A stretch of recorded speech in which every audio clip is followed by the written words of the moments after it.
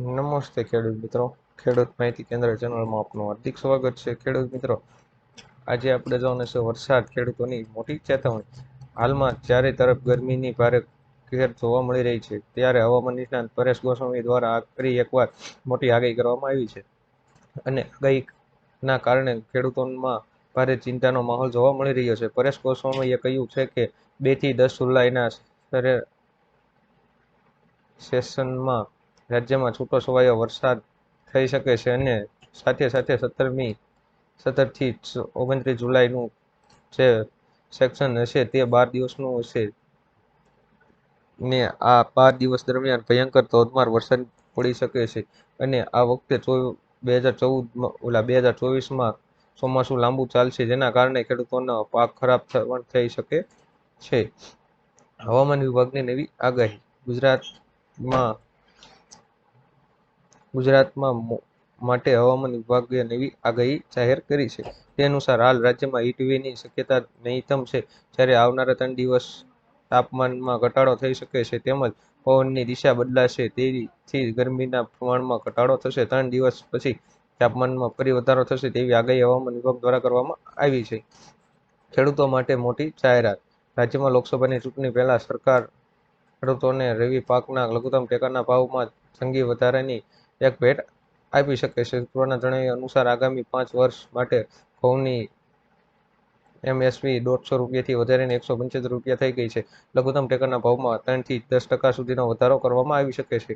ઘઉંની એનએસપી 2300 રૂપિયા સુધી થઈ શકે છે, જ્યારે હાલમાં ઘઉંની એનએસપી 2125 રૂપિયા છે. મશરૂમની એનએસપી 10% સુધી વધારી શકે છે. 2 લાખ રૂપિયા સુધીનું દેવું થશે માફ.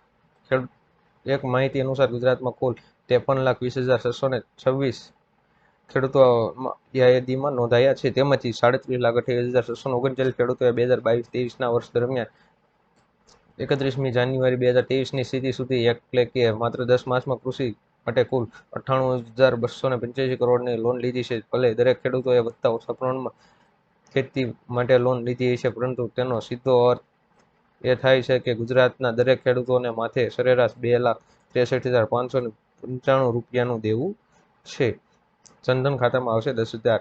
કેન્દ્ર સરકાર દેશવાસીઓને આર્થિક રીતે સક્ષમ બનાવવા માટે અનેક યોજનાઓ ચલાવી રહી છે. મોદી સરકારે વર્ષ 2014માં પ્રધાનમંત્રી જનધન યોજના શરૂ કરી હતી. આ યોજના હેઠળ દેશવાસીઓને બેન્કિંગ સિસ્ટમ સાથે જોડવાના ઉદ્દેશ્ય સાથે તેમજ સસ્તી નાણાકીય સેવાઓનો લાભ આપવાના ઉદ્દેશ્યથી શરૂ કરવામાં આવી છે. જનધન યોજના હેઠળ તમે ઝીરો બેલેન્સ બેંક એકાઉન્ટ ખોલી શકો છો. પ્રધાનમંત્રી જનધન યોજનામાં સૌથી વિશેષ સુવિધા એ છે ખેડૂતોને 24 કલાક વીજળી. ખેડૂતો તેની ખેતી માટે પિયત માટે રાત્રે વીજળીને બદલે દિવસે વીજળી મળે તેવી માંગ કરવામાં આવી રહી છે. ત્યારે ખેડૂતોને રાત્રિના બદલે દિવસે વીજળી પૂરી પાડવા માટે આ બજેટમાં કિસાન સૂર્યોદય યોજના હેઠળ 1,500 કરોડની જોગવાઈ કરવામાં આવી છે. ખેડૂતોની છેલ્લી ઘણા વર્ષથી માંગણી હતી કે તેઓને રાતના બદલે દિવસે વીજળી આપવામાં આવે. આ માંગણી આ વર્ષે સંતોષાય તેવું હવે લાગી રહ્યું છે. બજેટમાં ખેડૂતોને દિવસે વીજળી આપવામાં આવે તેવી જોગવાઈ કરવામાં આવી છે, પરંતુ તે ક્યારે અમલમાં આવશે તે હવે જોવાનું રહેશે. પીએમ મોદી ફરી આવશે ગુજરાત. પીએમ મોદી ફરી ગુજરાત આવશે. 1 મેના રોજ ગુજરાતનો સ્થાપના દિવસ છે, ત્યારે પીએમ મોદી દાહોદ અને પંચમહાલના ભાજપ ઉમેદવાર માટે પ્રચાર કરશે. લીમખેડામાં તેઓ ચૂંટણી સભા સંબોધશે. મોદી પંચમહાલ લોકસભાના ઉમેદવાર રાજપાલસિંહ જાદવ અને દાહોદ લોકસભાના ઉમેદવાર જસવંતસિંહ ભાભોર માટે ચૂંટણી પ્રચાર કરશે. આ કાર્યક્રમને લઈ જિલ્લા ભાજપ અને તંત્ર તૈયારીમાં લાગી ગયું છે. આજના સૌથી મોટા ખેડૂત સમાચાર. રાજકોટ માર્કેટ યાર્ડમાં આજે મગફળી, કપાસ, ઘઉં અને બટાકા સહિતના પાકની આવક મોટા પ્રમાણમાં થઈ હતી અને રાજકોટ માર્કેટ યાર્ડમાં ટુકડા ઘઉંની 9,500 ક્વિન્ટલ આવક થઈ હતી. ટુકડા ઘઉંનો 1 મણનો ભાવ ખેડૂતોને 505 રૂપિયાથી લઈને 590 રૂપિયા મળ્યો હતો. આ સિવાય રાજકોટ માર્કેટ યાર્ડમાં મગફળીની 3,000 ક્વિન્ટલથી વધુ આવક થઈ હતી, જેમાં જાડી મગફળીની 2,500 ક્વિન્ટલ આવક થઈ હતી.